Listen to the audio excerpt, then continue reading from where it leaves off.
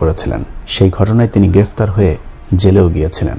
তাম দুনিয়ায় অন্তত জানে পেশাব সরবরে হুজুরে অন্তত চুরি করবে না। ক্যাপ্টেনরা বলছে যে স্বয়ং বাদশার পরিবারের কোন আসামি যদি এই জেলখানায় থাকে, তুমি যে সুবিধা ভোগ করছো সেই সুবিধা তারা ভোগ করতে পারে। সমস্ত মানুষের অফিসারদের আমাকে দেখার সাথে সাথে মনে হয় যেন একটা মায়া মহাব্বত সৃষ্টি হয়েছে।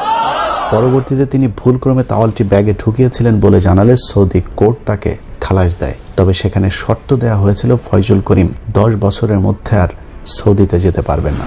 আল্লাহ পাক রব্বুল আলামিন ইজ্জতের সাথে আপনাদের কাছে নিয়ে আসবে, অংশ ভাবতেও পারতাম। আমি জেনে কি সেখান থেকে চলে আসছি, ক্যাপ্টেনটা পর্যন্ত চোখের পানি ফেলায়।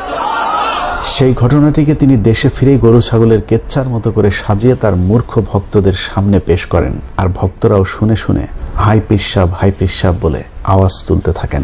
একটা মন্ত্রণালয় মেহমান আমি ছিলাম,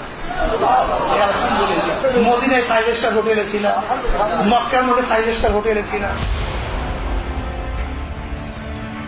আমার মধ্যে বলে হুজুর আপনাকে বয়াত করেন, সেখানে দিনের কাজ করবে। কি কাজ করবো? রমজান শুরু হওয়ার 9 দিনের মধ্যে 3 খতম দিয়া ফেলেছে। অনেক সময় অনেক রাতে 100 রাকাত পর্যন্ত নামাজ পড়তাম। ওই অনুষ্ঠানে তিনি দাবি করেন জেলের ভেতরে সবাই তাকে খুব সম্মান দিয়েছে, বাড়ি থেকে খাবার আনার সুযোগ দিয়েছে, ভেতরে বয়ান করার সুযোগও নাকি তিনি পেয়েছিলেন। এমনকি জেল কর্মকর্তা, পুলিশের অফিসার থেকে শুরু করে সকলের সাথে তার নিয়মিত কথাবার্তা হতো। আল্লাহ পাক রব্বুল আলামিন আমাকে সেই জেলখানায় প্রতিদিন বাসার খানা খাওয়াইছে, প্রতিদিন খবর আদান প্রদান আমি করতে পারছি। মন্ত্রী বারবার আমার কাছে বলছে আমরা লজ্জিত, তোমার এই ব্যাপারটার খোঁজ কিং সালমান পর্যন্ত সে কিন্তু প্রকাশ করছে।